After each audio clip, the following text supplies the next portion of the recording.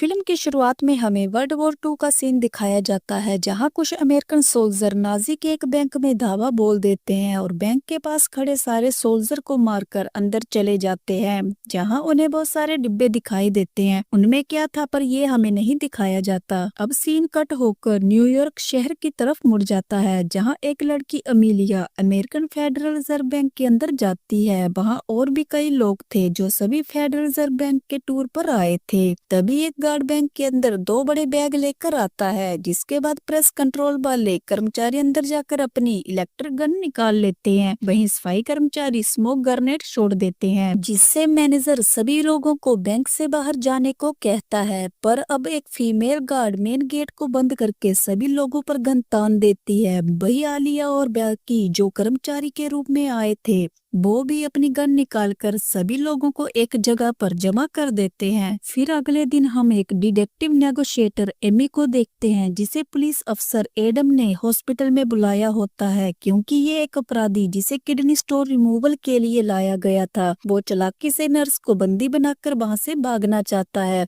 Amy अब अपराधी के पास आकर उसे अपनी बातों में फंसाने की कोशिश करता है और वह अपराधी एमी के बातों में आकर नर्स को छोड़ देता है और साथ ही खुद भी बेहोश हो जाता है। अब हम एफबीआई ऑफिस को देखते हैं, जहां एक एजेंट ऑफिसर को कुछ रूल समझा रही होती है। तभी वहां पर दो सीनियर ऑफिसर आते हैं जो ब्रेन को फेडरल बैंक में हुई चोरी के बारे में बताते हैं और उसे चोरी के लिए नियुक्त इन्वेस्टिगेटिंग टीम का हेड बना देते हैं। दूसरी तरफ फेडरल रिजर्व में रोबस मैनेजर को छोड़कर बैंक में काम करने वाले सारे लोगों को बैंक से बाहर कर देते हैं और बचे हुए लोगों के फोन जमा करके उन सभी को लाल कॉस्ट्यूम जैसे कि सारे रोबर्स ने पहन रखे थे वैसे ही पहना देते हैं और एक आदमी उसे पहनने से मना कर देता है, जिस पर आलिया उसे शॉक देकर बेहोश कर देती है। यह देखकर बाकी सभी डर जाते हैं। फिर आलिया मैनेजर से बैंक के बोल्ट की चाबी मांगती है। डर के मारे वह उसे चाबी दे देता है। बोल्ट के अंदर बहुत सारा सोना रखा होता है, जिससे मैनेजर कहता है कि तुम इतना सोना लेकर नहीं जा सकते। और फिर एलिया उसे दूसरे कमरे की चाबी लेती है और दरवाजा खोलकर अंदर जाती है, जहां मूवी की शुरुआत वाले डिब्बे होते हैं। उन्हें अंदर सोना दिखता है, जिसे देखकर एकदम खुश हो जाते हैं। वही ब्रेन एक गार्ड से पूछताछ करती है, जिसे रॉबर्स ने बाकी कर्मचारियों के साथ छोड़ दिया था। वह कहता है कि सभी ने अपने ऊपर मास्क पहने हुए हैं और उनकी लीडर एक फीमेल है। वहीं बैंक में सारे रोबर मेल्टिंग मशीन को इंस्टॉल करने लगते हैं। दूसरी तरफ एक अफसर अंश ब्रेन को बताता है कि एमी भी अपने साथ इन्वेस्टिगेशन करेगा। वहीं बैंक के अंदर एलिया लॉकर नंबर 392 खोलती है और उसके अंदर सोने का हार, चूड़ियां और एक किताब रख देती है।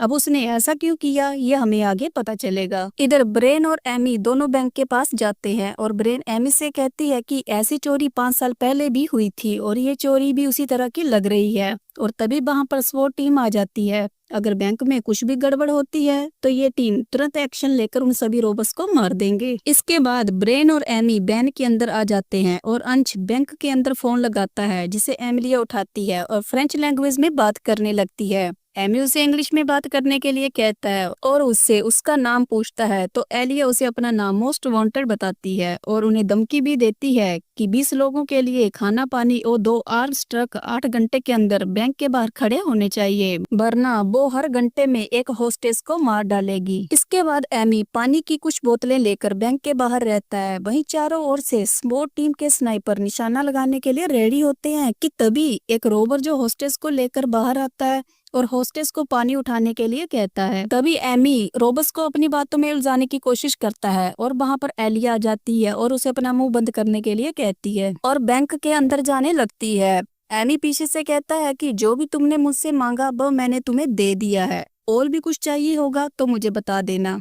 एलिया कोई जवाब दिए बिना वहां से अंदर जाकर गेट बंद कर देती है। वहीं अब बैंक के अंदर रोबर सोने को पिघलाना शुरू कर देते हैं। फिर कुछ समय बाद एलिया उन्हें फोन करके कहती है कि मुझे अब एक एयरप्लेन भी चाहिए जो इतना बड़ा हो कि उसमें सारा सोना भरा जा सके। जिस पर फिर ब्रेन हाँ में जवाब देती है कि मेरे कुछ दोस्त है वो ये काम कर लेंगे। और फिर आलिया ब्रेन का नाम लेकर कहती है कि मुझे मालूम है कि तुम ये काम कर सकती हो। ये सब सुनकर ब्रेन और एमी ये सोचने लगते हैं कि एलिया को ब्रेन का नाम कैसे मालूम हुआ। इसलिए एमी सवाल करता है कि तुम्हें ब्रेन का नाम कैसे पता चला। एमी ब्रेन से कहता है कि जरूर तुम्हें किसी काम के लिए ही चुना है। इसके बाद एमी डेल्टन रसन की फाइल पढ़ने लगता है जिसने पहले भी ऐसी ही चोरी की थी। ब्रेन कहती है कि वो इस चोरी में भाग गया था और उसने बैंक से कोई भी पैसा नहीं चुराया। बैंक का मालिक ऑर्थर जो कि नाजियों के साथ मिला हुआ था, उसने लॉकर से हीरे चुराए थे और उसके बाद से रसन कभी दिखाई नहीं दिया, शायद वो मर गया है। तभी फिर अंश कहता है कि फेडरल रिजर्व बैंक में 250 मिलियन का सोना है और ये 1992 से लेकर अब तक ऑडिट भी नहीं हुआ है, इसलिए जैसे अफसर को ये पता नहीं होगा कि बैंक में इतना ज्यादा सोना है। पर तभी एमी कहता है कि हाँ जरूर हमसे कुछ छुपाया जा रहा है फेडरल रिजर्व के बारे में, इसलिए ब्रेन अंश को ऑथर के बारे में और जानकारी निकालने को कहती है। तभी जो ही बैंक में एक दीवार की जांच कर रहा होता है जहाँ से वह एक टनल बना सके। फिर उसे वहाँ एक अच्छी जगह मिल जाती है जहाँ से खुदाई की जा सके।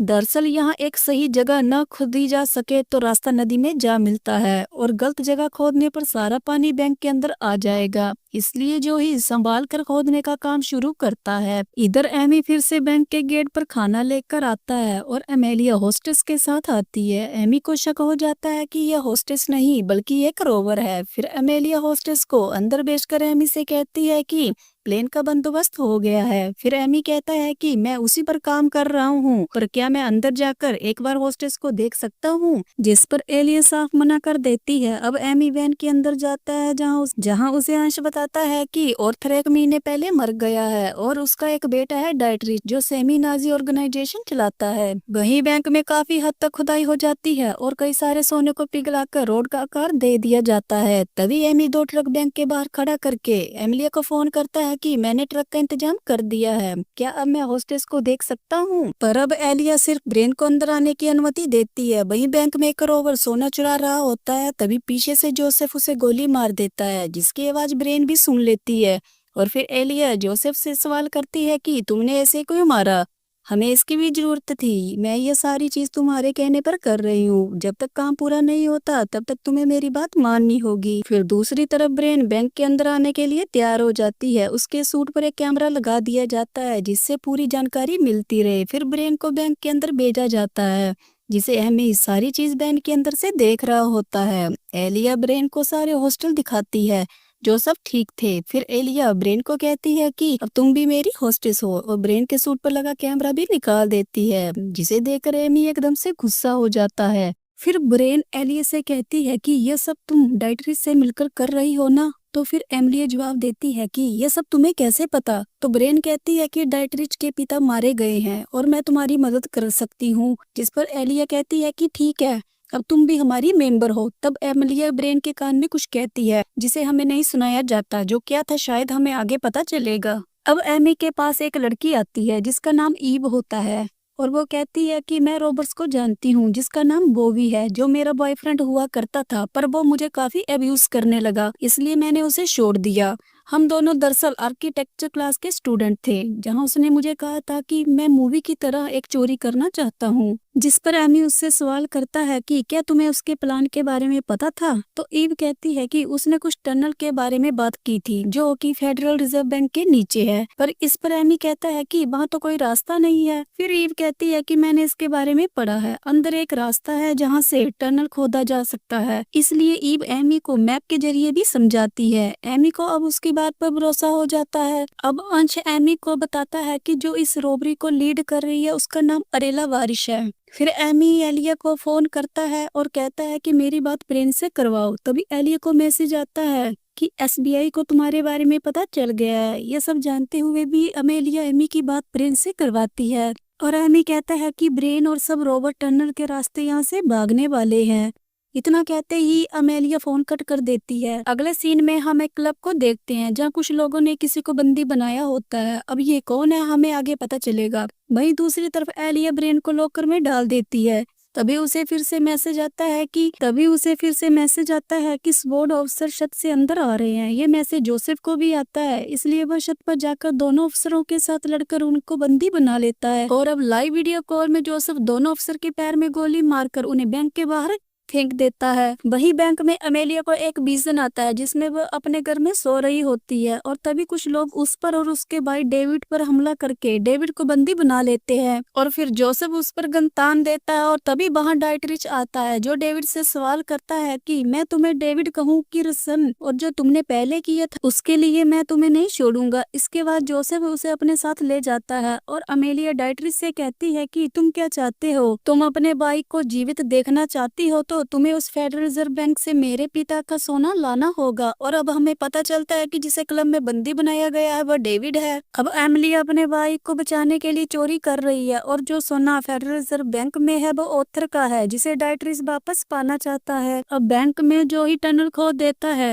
जिसे जोसेफ मार देता है। अमेलिया उस पर चिल्लाती है कि तुमने ऐसा क्यों किया, जिस पर वह कहता है कि वह एक लोकल आदमी था, हमारे बारे में बता देता इसलिए से मारना जरूरी हो गया था। वही अब बयान में एमिलिया की फैमिली प्रोफाइल निकालने पर अंश को पता चलता है कि डेविड बारिस कोई और नहीं बल्कि रसन ही है, जिसे सुनकर एमी एकदम हैरान हो जाता है। वहीं दूसरी तरफ एलिया ब्रेन के पास आती है तो ब्रेन उससे सवाल करती है कि तुमने ये चोरी क्यों की है, पैसे के लिए, जिस पर एमिलिया जवाब देती है कि सोना डायमंड ये मेरे लिए कुछ नहीं है, मेरे लिए तो सब कुछ मेरा परिवार ही है। तभी वहाँ जोसेफ उससे कहता है कि समय आ चुका है, फिर वह उसके साथ चली जाती है। दूसरी तरफ अंश एमी से कहता है कि वर्ल्ड वॉर 2 के बाद जो नाजी का सोना मिला था वह इसी फेडरल रिजर्व बैंक में रखा गया है जिसकी किसी को खबर नहीं है। इसलिए एमी फेडरल बैंक के डायरेक्टर को बुलाकर उससे सवाल करता है कि क्या नाजी का सोना बैंक के अंदर है, जिस पर डायरेक्टर कहता है कि ये सारी जानकारी कॉन्फिडेंशियल है, पर एमी के जबरदस्ती पूछने पर वह बता देता है कि इस बैंक के अंदर नाजी का सोना है जिसे सभी से छुपा कर रखा था। अब बैंक में ब्रेन के पास एक रोबर जाकर उसे पेन और पेपर देकर कहता है कि इस पर जो एड्रेस लिखा है तुम्हें वहाँ जाना है, यदि एमिलिया को कुछ हुआ तो तुम इस फोन को से लोकेशन पर ऑन करना और चिंता मत करना, तुम्हें कुछ नहीं होगा। अब वही एमिलिया उसे टनल के चारों ओर बम लगा देती है। इसके बाद एमिलिया जोसेफ से कहती है कि तुम मेरे साथ चलो, तुम्हें कुछ बताना है कि हमने अब तक कितना सोना निकाला है, वो सब तुम्हें दिखाना है। पर वह चालाकी से उसे एक लॉकर के अंदर बंद कर देती है, पर तभी गलती से एलिया रिमोट का बटन दबा देती है और वहाँ बहुत जोर का धमाका होता है जिसकी आवाज बहुत दूर तक सुनाई देती है और एमिलिया घायल हो जाती है। अब धमाके के कारण स्वॉर्ड ऑफिसर बैंक के अंदर रेड कर देते हैं। वही टनल विस्फोट के कारण सारा पानी बैंक के अंदर आना शुरू हो जाता है और तभी वहाँ एक रोबर आकर ब्रेन की तरफ लॉकर की चाबी फेंकती है, लेकिन वह लॉकर से थोड़ी दूरी पर गिर जाती है। जोसेफ उसे भी लॉकर से बाहर निकालने को कहता है, लेकिन रोबर वहाँ से भाग जाती है, जिससे जोसेफ एकदम गुस्सा हो जाता है और फिर वह लॉकर तोड़ने लगता है। वहीं धमाके के कारण सारे हॉस्टेज में अफरा तफरी मच जाती है और सभी वहाँ से बाहर भागने लगते हैं। इधर एमी ब्रेन को ढूंढता हुआ उसके पास पहुंच जाता है और उसे लॉकर से बाहर निकालता है, लेकिन पीछे से जोसेफ भी अपना लॉकर तोड़ देता है और बाहर आकर एमी को मारने लगता है, लेकिन पीछे से ब्रेन उसे सोने की बार से मारती है जिससे उसकी मृत्यु हो जाती है। और अब एमी ब्रेन को लेकर वैन में आता है। वहीं बोर्ड पर 392 लिखा होता है। अंश कहता है कि ऑथर का डिपॉजिट बॉक्स भी यही था, इसलिए एमी बैंक के अंदर जाकर उसे लॉकर को खोलता है जिसके अंदर उसे सोने की चूड़ियां, हार और सोने के बार और एलिया की फैमिली फोटो मिलती है जिसमें वो डेविड और ईवा के साथ होती है, यानी कि ईवा एमिलिया की ही बहन है और उसने एमी से झूठ कहा कि वो बॉबी की गर्लफ्रेंड है। और FBI वालों को भी यकीन दिलाया कि सभी टनल के रास्ते भागने वाले हैं ताकि सभी का ध्यान उनके प्लान की तरफ न जाए। अब एमी सारे होस्टेस से पूछताछ कर रहा होता है, तभी उनका सीनियर ऑफिसर आता है और वह कहता है कि इन सबको यहाँ से जाने दो क्योंकि बैंक से कुछ भी चोरी नहीं हुआ है और हम ये केस अब बंद कर रहे हैं। ये सुनकर एमी गुस्सा हो जाता है। अब अगले दिन धमाके के बाद फेडरल रिजर्व की बर्बाद हुई चीजों को सफाई कर्मचारी साफ करने लगते हैं और सारे लोहे के सामान को एक ट्रक में भरकर वहाँ से चले जाते हैं। वहीं दूसरी तरफ एमी एडम के साथ इस लॉकर से मिली चीजों को देख रहा होता है जिससे उसे फाइनली सारी बात समझ में आ जाती है और फिर वह एडम के साथ फेडरल रिजर्व आकर उसे बताता है कि सोना चोरी हुआ है, फेडरल रिजर्व का नहीं बल्कि नाजी का सोना चोरी हुआ है। उन्होंने हमें जानबूझकर दिखाया कि रॉबरी फेल हो गई है और उनका असली प्लान सोने को पिघलाकर रोड में बदलना था, इसलिए लॉकर में सोने के बार के साथ चूड़ियां और हार भी थे ताकि मालूम हो सके कि सोने का आकार बदल दिया है। और धमाके के बाद जो सफाई कर्मचारी सुबह आए थे वह सारे कोई और नहीं रॉबर्स थे जो सारा सोना उठाकर अपने साथ ले गए हैं, जिसका साफ मतलब यही है कि उन्होंने अपने प्लान की तैयारी बहुत अच्छे से की थी।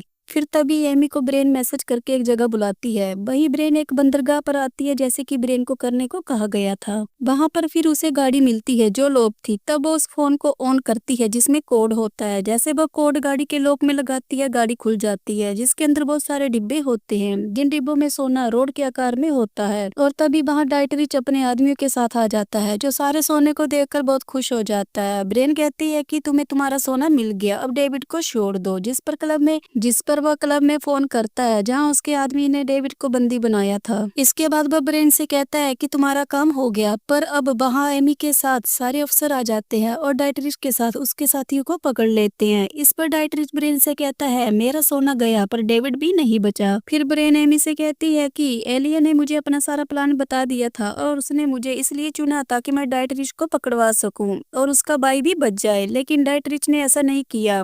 इस पर एमी कहता है कि अमेलिया भी जिंदा है। जब उसे पता चलेगा कि उसका भाई मर गया तो वह किसी को नहीं छोड़ेगी। अमेलिया बर्लिन के क्लब में जाकर वहाँ सभी लोगों को मार देती है जिन्होंने डेविड को मारा था। और इसी के साथ ये मूवी यहाँ पर समाप्त हो जाती है।